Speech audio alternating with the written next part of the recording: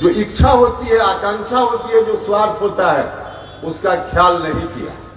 हमने हमेशा जनता के सवालों को का ख्याल करने का काम किया और आगे भी हम आपसे आग्रह करना चाहते हैं। अभी यहाँ से कई तरह की बात की गई। आज देखा हमने कि अखबार में या किसी मीडिया में यह भी छपा है और एक साथी ने यहाँ से बोलते बोलते कह दिया कि अपनी पार्टी का उम्मीदवार होगा तो 4 लाख से जीतेंगे। भैया, अपनी पार्टी के उम्मीदवार का क्या मतलब है? हमारा मिशन आज की तारीख में जो आज का मिशन है, वह मिशन है भारत के प्रधानमंत्री पद की कुर्सी पर कैसे फिर से नरेंद्र मोदी जी को बैठाने का काम। यह मिशन है और इस मिशन के लिए सिर्फ एक लोकसभा क्षेत्र में 1 जगह, 2 जगह, 3 जगह, 4 जगह हमारी पार्टी का उम्मीदवार जीत जाए, इससे यह मिशन नहीं पूरा होता है। मिशन पूरा होगा तब जब 40 में 40 बिहार में जिताकर आपकी मदद से हम लोग नरेंद्र मोदी जी की झोली में देने का काम करें। यह मिशन हमारा है और इस मिशन को लेकर अभी हम आगे बढ़ रहे हैं।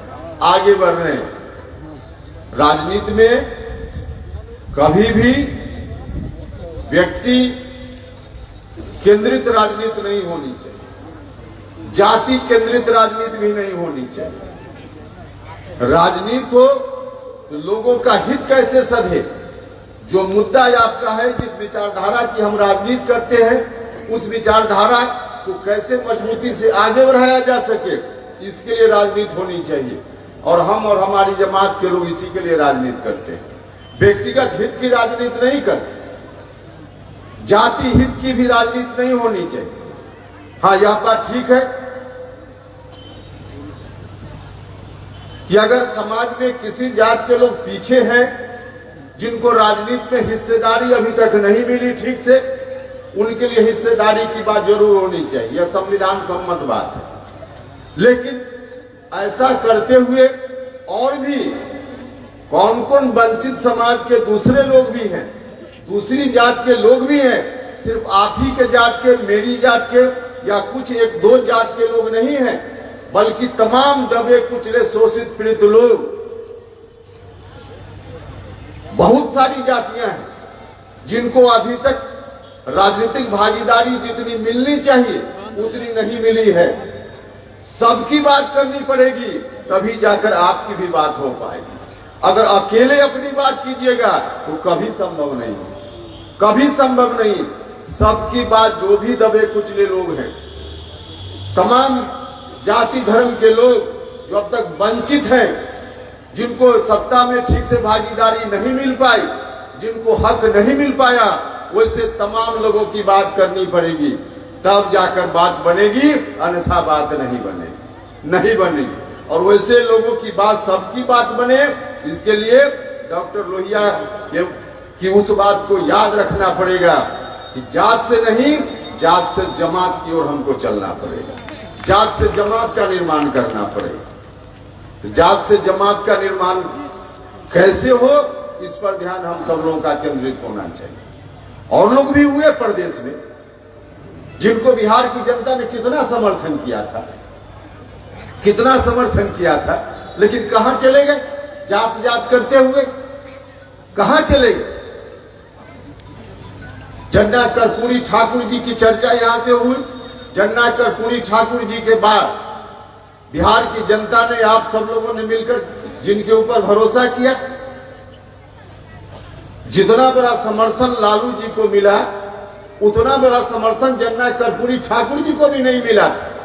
तमाम जात धर्म के लोगों, तमाम दबे कुचले, पिछड़ा, अति पिछड़ा, दलित समाज के लोगों, सब लोगों ने साथ दिया, इतनी मजबूती से लोगों ने साथ दिया। लेकिन लोगों का जो साथ मिला, समर्थन मिला, क्या हुआ? कहां से चले थे, कहां पहुंच गए? चले थे कहां से? गंगोत्री से चलते हुए और एक सीधे जो गांव का नाला होता है वहां तक पहुंच गए। तमाम जाति के लोगों ने साथ दिया, दबे कुचले शोषित पीड़ित सब लोगों ने। लेकिन करते करते करते आज सच बात यह है कि वास्तव में यादव समाज के भी सब लोग लालू जी के साथ नहीं खड़े, क्योंकि परिवार में सीधे सीमित हो गए। सीधे परिवार में सीमित हो गए। तो कहां चले गए? कहां से चले थे? समर्थन इतना बड़ा मिला था और चले गए परिवार में सीमित हो गए। और परिवार में भी सीमित हो गए तो एक पुश्त के लिए नहीं, पीढ़ी दर पीढ़ी के लिए, पुश्त दर पुश्त के लिए कैसे इंतजाम हो जाए, इस काम में दोनों हाथ से लग गए, दोनों हाथ से लग गए। नतीजा क्या हुआ? नतीजा क्या हुआ? आज जिस तरह की परेशानी झेल लें, जिस तरह की परेशानी झेल लें, बीच में तो एक परिस्थिति बन गई थी। हमारे बड़े भाई नीतीश कुमार जी भी जब उनके साथ चले गए, हम लोगों ने माथा ठोक लिया था, क्या हो रहा। हमने बार बार उनको सचेत करने का प्रयास किया, बार बार उनसे आग्रह किया कि कम से कम ऐसी भूल मत कीजिए। उस वक्त जो जो बातें हमने कही थी, तमाम बातें आज सच साबित हुई। जितनी बात हमने उस संदर्भ में उस समय कही थी, तमाम बातें आज सच साबित हुई। लेकिन हमें खुशी है और इस भरे मन से नीतीश कुमार जी ने फिलहाल अभी एक सप्ताह पहले जो निर्णय लिया, इस निर्णय के लिए हम उनका साधुवाद करते हैं, उनको हम हृदय से धन्यवाद देते हैं। बहुत अच्छा काम किया। लेकिन बीच में जो भटकाव आया था, उस भटकाव के कारण जो रास्ता, जिस रास्ते पर नीतीश जी बढ़ चले थे,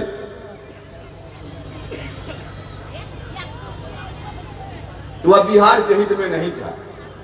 2005 के पहले की स्थिति बिहार में लौट आए। हमने कहा उस समय कि उपेंद्र कुशवाहा राजनीति में कुछ भी बर्दाश्त कर सकता है, जितनी विपरीत परिस्थिति का सामना करना पड़े कर सकता है, लेकिन 2005 के पहले वाली स्थिति में बिहार लौटे, इसका कभी हम बर्दाश्त नहीं कर सकते। हमने कहा उस समय।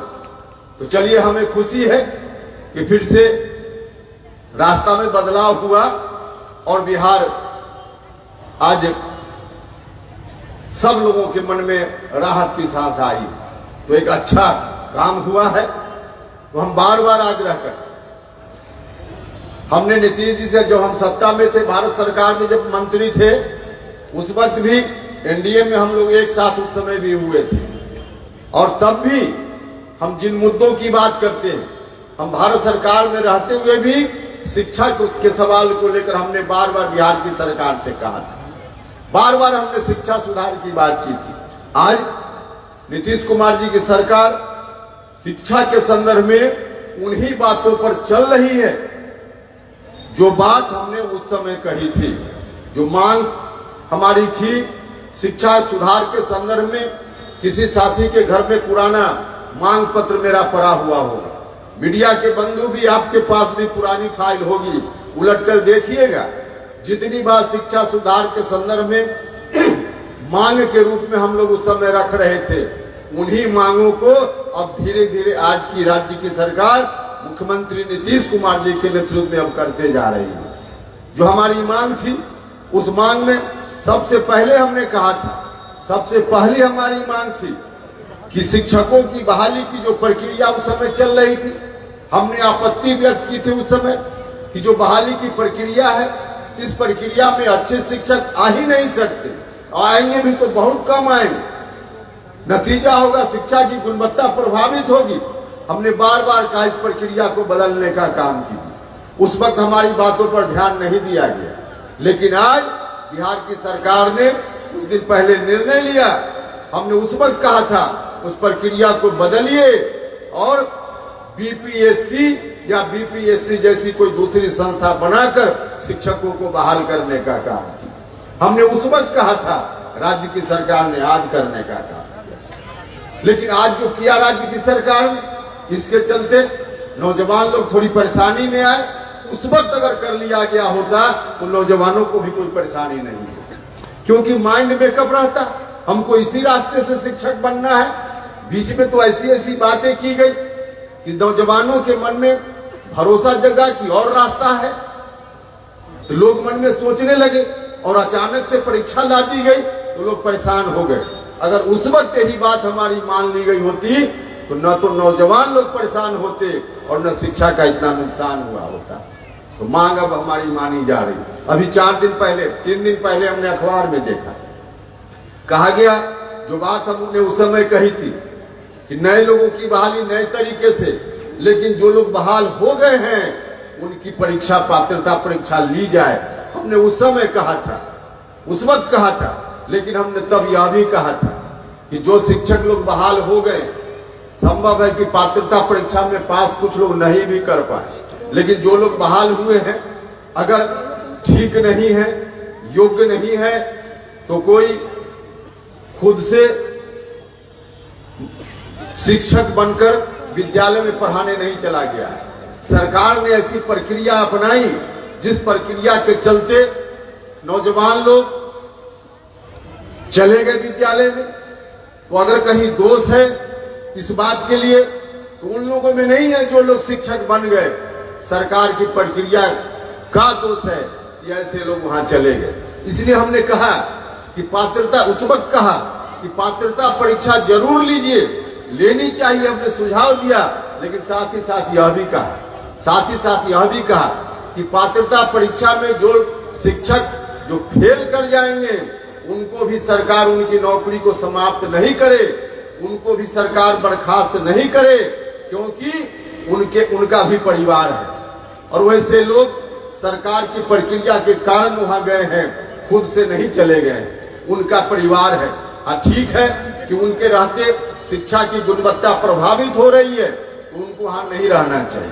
पात्रता परीक्षा जो नहीं पास कर पाए उनको वहां नहीं रहना चाहिए, यह बात ठीक है, लेकिन नौकरी से हटाकर उनको घर भेज दिया जाए यह भी उचित नहीं है। तब हमने उसी वक्त सुझाव दिया था, आज से 5 साल पहले सुझाव दिया था कि वैसे लोग जो पात्रता परीक्षा में फेल कर जाएं उनको किसी दूसरे विभाग में, जहां गैर शैक्षणिक काम होता है, पढ़ाई लिखाई का संबंध नहीं है, वैसे विभाग में उनकी नौकरी को भी सरकार पक्का करने का काम करे, उन विभागों में उनका सामान्यन करने का काम करे। और आज भी हम इसी राय के हैं। हमने 3 दिन पहले कहा है सरकार से, जो हमने देखा मीडिया में इस तरह की खबर आई कि शिक्षा विभाग की किसी कमेटी ने एक सुझाव दिया है, अनुशंसा हुई है उनकी ओर से कि पात्रता परीक्षा पास करना अनिवार्य है, जो पास करेंगे उनकी नौकरी राज्य कर्मी के रूप में हो जाएगी और जो पास नहीं करेंगे उनको उनकी नौकरी समाप्त कर दी जाएगी। नौकरी समाप्त करने का निर्णय गलत निर्णय हो जाएगा। हम आदरणीय मुख्यमंत्री जी से आग्रह करना चाहते हैं, नौकरी समाप्त करने का निर्णय गलत निर्णय हो जाए, उनको ही रखा जाए यह भी निर्णय गलत होगा, क्योंकि बच्चों की पढ़ाई लिखाई तो प्रभावित होगी ही। और बच्चा कौन है? आपके हमारे घर का बच्चा है, गरीब घर का बच्चा है, उनकी शिक्षा भी ठीक ठाक होनी चाहिए। लेकिन अगर कोई पात्रता परीक्षा पास नहीं करता है तो उनकी नौकरी समाप्त करने का फैसला यदि होता है तो यह भी अन्यायपूर्ण कदम हो जाएगा। उनकी नौकरी भी समाप्त नहीं होनी चाहिए, दूसरे विभाग में उनका भी सामंजन होना चाहिए। हमने उस वक्त भी कहा था और आज भी हम इस मांग पर अडिग हैं। हम चाहते हैं हर तरह से शिक्षा में सुधार हो। आगे आने वाले दिन जितनी ताकत बिहार के लोग हमको देंगे, जिस रूप में भी देंगे, शिक्षा में सुधार हमारी सबसे पहली प्राथमिकता होगी। भाइयों और मित्रों, हम भारत सरकार में मंत्री होते हुए भी एक आध सवाल और उठाते थे। बहुत सारे सवाल हैं और पॉलिटिकल पार्टी के लोग उठाते रहते हैं। नौजवानों के रोजगार का सवाल, स्वास्थ्य का सवाल है, गरीब लोगों के स्वास्थ्य का सवाल है, इलाज का सवाल है। भारत सरकार ने भी कई निर्णय लिए हैं स्वास्थ्य के लिए। प्रधानमंत्री आयुष्मान भारत योजना कितना अच्छा निर्णय, बिहार की सरकार ने भी कुछ इस तरह के निर्णय लिए।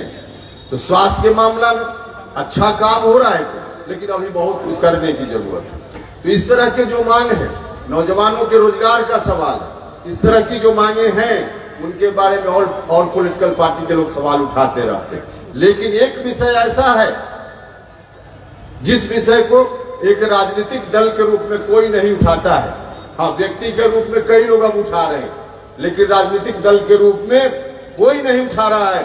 हम भारत सरकार में जब मंत्री थे तब यह सवाल हमने उठाने का काम किया था। जो गरीब लोगों की भागीदारी का मामला, सत्ता में भागीदारी का मामला, सत्ता में भागीदारी का मतलब सिर्फ एमएलए एमपी बनना नहीं होता है। सत्ता का और भी कई अंग है, और सत्ता का जो अंग है उसमें आज की तारीख में सबसे महत्वपूर्ण अंग है, और वह है न्यायपालिका। न्यायपालिका, सुप्रीम कोर्ट, हाई कोर्ट और न्यायपालिका आज की तारीख में तमाम जगह धीरे धीरे भागीदारी समाज के सब वर्ग की हो रही है, क्योंकि चाहे भारत की सरकार हो या राज्यों की सरकार हो, सब लोगों ने अपने अपने हिसाब से कुछ ना कुछ निर्णय लिए हैं, और उन निर्णयों का परिणाम है कि हर जगह तो भागीदारी हो रही है। न्यायपालिका में नीचे के स्तर पे तो भागीदारी हो रही है, जहां तक राज्य सरकार का जुरिस्डिक्शन है वहां भागीदारी हो रही है, लोग बन रहे हैं, जज बन रहे हैं। जिला स्तर के जो न्यायालय हैं, उसके नीचे के जो न्यायालय हैं, उसमें तो लोग जज बन रहे हैं, लेकिन हाई कोर्ट और सुप्रीम कोर्ट जो न्यायपालिका में सबसे बड़ी संस्था, कोई गरीब आदमी जिसके साथ अन्याय हो रहा हो वह न्यायालय का दरवाजा खटखटाता है। पहले निचली अदालत में जाता है, वहां से अगर न्याय नहीं मिला तो उसके बाद ऊपर की अदालत में जाता है, वहां से भी नहीं न्याय मिला तो हाई कोर्ट जाता है, और अंतिम रूप से सुप्रीम कोर्ट जाता है। यही न्याय की प्रक्रिया है हमारे यहाँ। नीचे से चाहे आप किसी भी तरह से न्याय हासिल कर भी लीजिए, लेकिन न्याय